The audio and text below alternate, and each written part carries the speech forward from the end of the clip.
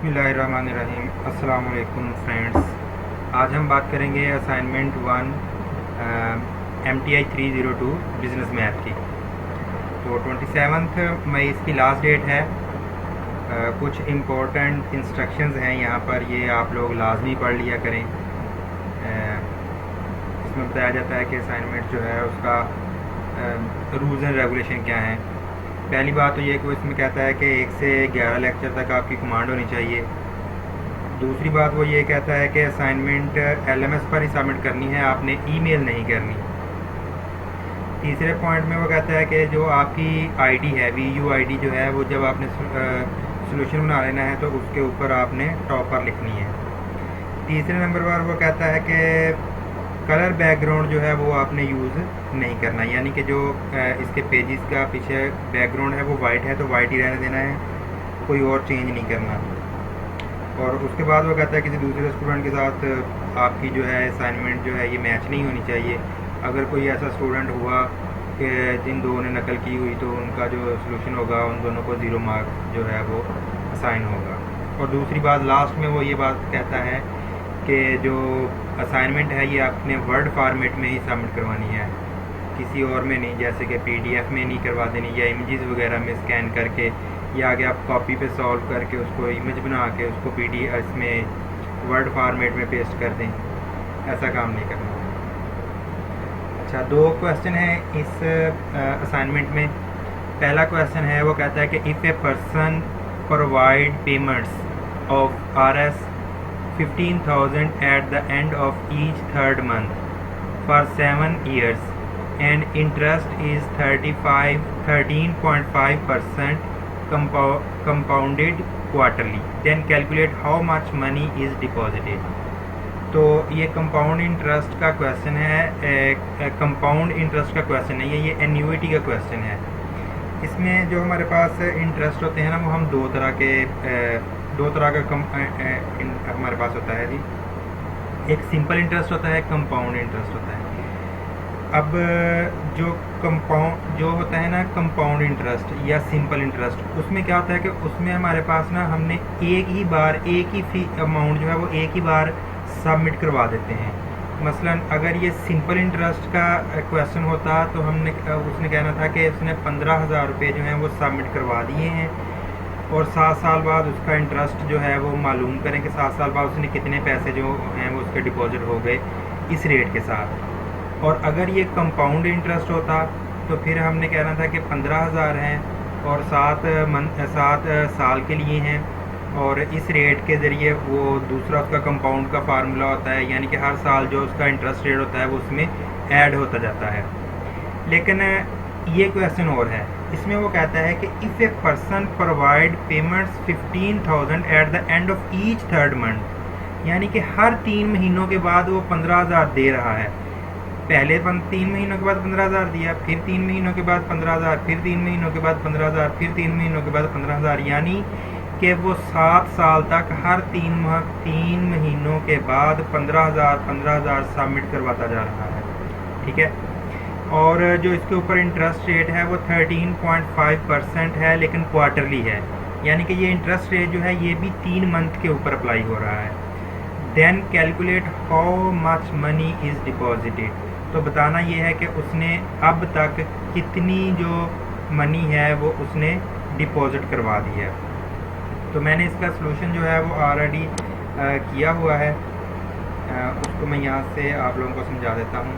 देखें, given that हमें दिया क्या गया है, डाटा क्या दिया गया है। सबसे पहले पेमेंट पर पीरियड, हर पीरियड में वो कितनी पेमेंट कर रहा है। मैंने इसको C से ज़ाहिर किया, तो ये क्या है 15,000 RS। ठीक है। ऊपर जैसे उसने किया हुआ कि पेमेंट जो है वो हर पीरियड में वो कितनी कर रहा है। इंटरेस्ट रेट I जो है वो कितना है 13.5%। अब ये जो 13.5% है, ये रेट जो होता है ये पर ईयर होता है, ठीक है ना, जो इसका रेट होता है। तो हम क्या करेंगे, इसको 4 के साथ डिवाइड करेंगे तो फिर ये रेट जो है ये 0.034 पर क्वार्टर आ जाएगा, यानी कि 3 मंथ के लिए इतना रेट आ जाएगा। अच्छा, उसके बाद नंबर ऑफ़ पेमेंट्स, यानी कि उसने 7 साल तक कितनी पेमेंट्स की। 7 साल थे और 1 साल में वो 4 बार पेमेंट्स कर रहा था। तो हमने इसको लिख लिया capital N multiplied by 4 T 7 multiplied by 4 which is equal to 28 times, यानी कि उसने 28 टाइम्स जो हैं वो पेमेंट 15,000 15,000 15,000 28 टाइम्स की 7 साल तक। तो हमने बताना ये है कि मनी टू बी डिपॉजिटेड, जो उसने मनी 7 सालों में सबमिट करवाई वो कितनी डिपॉजिट करवाई, वो कितनी हो गई, ये हमने मालूम करना है। तो इसका जो फार्मूला होता है हमारे पास वो ये होता है S is equal to C cross 1 plus interest rate I power N minus 1 over I। अच्छा, अब वैल्यूज़ को पुट कर दें तो C कितना है हमारे पास 15,000 है, तो ये 15,000 जो इसका वो लिख लिया C की जगह। उसके बाद वैल्यूज़ पुट कर दी I की जगह 0.034 पावर 28 माइनस N की वैल्यू 28 है तो 28 आ गया माइनस 1 ओवर 0.034। फिर हमने इसको 1 को इनको ऐड किया तो 1.034 पावर 28 माइनस 1 सिंप्लीफाई किया, इसकी पावर 28 ली तो 2.550 माइनस 1 किया तो 1.550 डिवाइडेड बाई 0.034। जब हमने इसको इस पर डिवाइड किया तो आंसर आ गया 45.594। तो इसको इसके 15,000 के साथ जब हम मल्टीप्लाई करेंगे तो आंसर आ जाएगा जी 6,83,913.951। इतने रुपए उसने 7 सालों में डिपॉजिट करवाए हैं। कुछ मैंने जो हैं सॉल्यूशन देखा है, कुछ स्टूडेंट्स ने क्या किया हुआ है, डायरेक्ट कंपाउंड इंटरेस्ट का फार्मूला लगाया हुआ है, तो वो गलत है। इसके ऊपर ये वाला फार्मूला लगेगा क्योंकि हम सीरीज़ ऑफ पेमेंट्स कर रहे हैं, हम हर आने वाले इंटरवल में बाद उसको पैसे देते जा रहे हैं। अगर एक ही बार हम डिपॉजिट करते तो फिर इसके ऊपर कंपाउंड इंटरेस्ट वाला फार्मूला अप्लाई होना था। ये हमारा पहला क्वेश्चन था। दूसरा क्वेश्चन जो है वो हमें गिवन है जी, suppose 2 mobile phone companies sell their internet packages at 256 KB connection for Rs 1500 पर month, 512 KB connection for Rs 1900 per month, 1 MB connection for Rs 2800 per month and 4 MB connection for Rs 3800 per month. The table below summarize the number of connections both companies have sold for the month. जो नीचे table दिया गया है इसमें बताया है कि 256 KB का जो कनेक्शन है कंपनी ए ने 175 जो है वो सेल किए, कंपनी बी ने 250 किए। इसी तरह जो 512 KB है वो 60 कनेक्शन कंपनी ए ने सेल किए, 180 जो है वो कंपनी बी ने किए।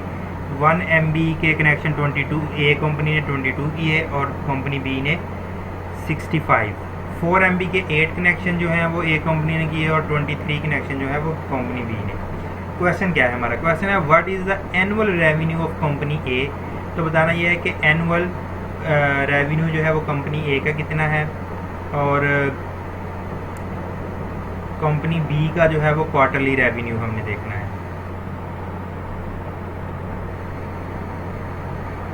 तो क्वार्टर का उसका रेवेन्यू कितना होता है ये हमने देखना है।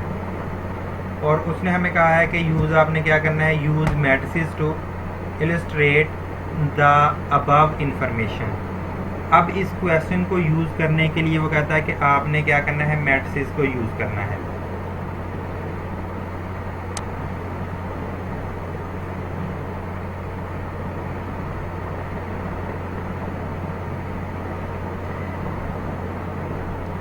तो सॉल्यूशन शुरू करते हैं। इसका सॉल्यूशन है, पहले हम क्या बनाएंगे जी। अच्छा, अब हमने क्या करना है कि जो हमें इंफॉर्मेशन दी गई है ना, हमने उसको मैट्रिसेस में लिखना है। तो पहले हम जो मैट्रिक्स बनाएंगे उसे हम कहेंगे सेल्स मैट्रिक्स। तो सेल्स मैट्रिक्स क्या है, the sales can be written as a 2/4 matrices, यानी कि इसमें 2 कंपनीज हैं। एक रो जो है वो ए कंपनी के लिए, जो बी रो है वो दूसरी रो होगी वो बी कंपनी के लिए। इसी तरह जितने नंबर ऑफ पैकेजेस हैं, कैटेगरीज हैं, यानी कि 256 है, 512 है, 1 MB है, 4 MB है, इनके लिए हम 4 कॉलम्स यानी 2 रोज यूज़ करेंगे और 4 कॉलम्स यूज़ करेंगे। तो ये 2/4 का एक मैट्रिक्स हम लेंगे। The sales can be written as 2/4 matrix as which shows the first column. इसका जो फर्स्ट कॉलम होगा वो 256 KB कनेक्शन को ज़ाहिर करेगा, जो सेकंड होगा वो 512 KB कनेक्शन को ज़ाहिर करेगा, जो थर्ड होगा वो 1 MB कनेक्शन को, इसी तरह जो फोर्थ वाला हमारे पास कनेक्शन फोर्थ वाला जो कॉलम होगा वो 4 MB के कनेक्शन को ज़ाहिर करेगा। इसी तरह सिमिलरली जो फर्स्ट रो होगी वो रिप्रेजेंट करेगी फर्स्ट कंपनी को, कंपनी ए को, और जो सेकंड रो होगी वो रिप्रेजेंट करेगी कंपनी बी को। ये मैंने एक एस बना दिया है सेल्स के नाम से, एस जो है सेल्स के नाम से बना दिया मैट्रिक्स 175, 60, 22, 8 और 50, 250, 180, 65 और 23। इसी तरह जो अब मैं दूसरा बनाऊंगा अब सेलिंग प्राइस का मैट्रिक्स। इसमें मैंने क्या करना है, the selling prices can be written as a column matrix. जो इन कनेक्शंस की जो प्राइसेस होंगी उनको मैं एक कॉलम में लिखूंगा, ठीक है। The first which shows the connection rate, first row shows 256 KB connection, यानी कि ये जो पहली रो है इसकी ये शो कर रही है 256 KB की प्राइस को। जो दूसरी रो है वो 512 KB के कनेक्शन को, जो तीसरी रो है वो 1 MB कनेक्शन को, और जो फोर्थ रो है वो 4 MB कनेक्शन की प्राइस को शो कर रही है, और हमने इसको P के नाम से ज़ाहिर किया। अब हमने टोटल रेवेन्यू जो है कंपनीज का वो देखना है, और अब हमें पता है कि ये जो मैंने प्राइसेस लिखी हैं ये एक मंथ की प्राइसेस हैं, ठीक है। अब टोटल रेवेन्यू मैट्रिक्स, अब हमने टोटल रेवेन्यू का मैट्रिक्स जो है उसको बनाना है। तो क्या करेंगे, the total revenue for each company of the month can be expressed as a column matrix. अच्छा, the first row represent company A while the second row represents the company B. यहाँ पर हम क्या करेंगे जी, आर को multiply करवा देंगे S cross P से। तो चूंकि आर और क्रॉस को अब हमने मल्टीप्लाई करवाना है, तो पहले देखना है कि क्या ये दोनों मल्टीप्लाई हो सकते हैं या नहीं। तो अगर हम एस वाला मैट्रिक्स देखें तो उसका ऑर्डर है 2/4, और जो हमारे पास है दूसरा कॉलम उसका है 4/1। तो ये मल्टीप्लिकेशन हो सकती है क्योंकि पहले जो मैट्रिक्स है उसके कॉलम और दूसरे मैट्रिक्स की रोज़ जो हैं वो बराबर हैं। अगर पहले मैट्रिक्स की कॉलम और दूसरे की रो बराबर हों तो वो आपस में मल्टीप्लाई हो सकते हैं। तो इनको मल्टीप्लाई कैसे करेंगे, 175 को मल्टीप्लाई करेंगे 15 से, प्लस 60 को मल्टीप्लाई करेंगे 1900 से, प्लस 22 को मल्टीप्लाई करेंगे 28 से, और 8 को मल्टीप्लाई करेंगे 3800 से। तो ये पहली रो जो है ये पहली कंपनी की मल्टीप्लिकेशन आ गई। इसी तरह जो दूसरी रो है वो 250 को मल्टीप्लाई करेंगे 1500 से, 180 को मल्टीप्लाई करेंगे 1900 से, 65 को मल्टीप्लाई करेंगे 2800 से, और 23 को मल्टीप्लाई करेंगे 3800 से। अब हम इनको मल्टीप्लाई करेंगे, 175 को 1500 से मल्टीप्लाई किया तो ये आ गया जी 2,62,500 प्लस 1,14,000, 61,600 एंड 30,400। फिर हम जब हमने इनको ऐडअप किया तो ये बन गया जी 4,68,500, और इसी तरह कंपनी बी का जो रेवेन्यू बन गया 9,86,400। तो total revenue of company A for 1 month, अब एक मंथ के लिए जो रेवेन्यू आया है वो 4,68,500 आया। जो total revenue of company B for 1 month आया वो 9,86,400, ठीक है।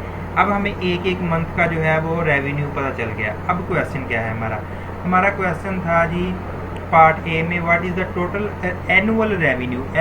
एनुअल रेवेन्यू मींस के हमने ये बताना है कि उसने टोटल 12 महीनों में उन्होंने कितना जो है वो 12 महीनों में उसका टोटल जो है वो कितना रेवेन्यू होगा। तो हम क्या करेंगे, इसको मल्टीप्लाई करेंगे 4,68,500 मल्टीप्लाइड बाई 12। तो जो कंपनी ए का रेवेन्यू होगा एनुअल रेवेन्यू वो इतना आ जाएगा 56,22,000, ठीक है। तो पार्ट 2 हमारे पास है what is the total quarterly revenue of company B.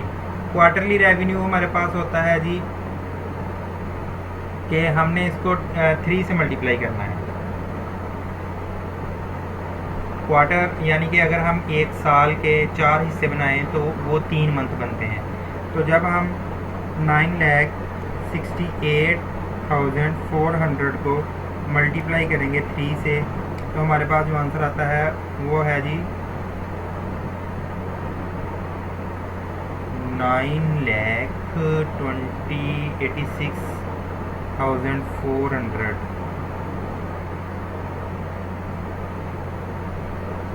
something missing 9,86,400 multiplied by 3 कुल 29,59,200। ठीक है, तो ये हमारे पास दोनों क्वेश्चन थे असाइनमेंट के। तो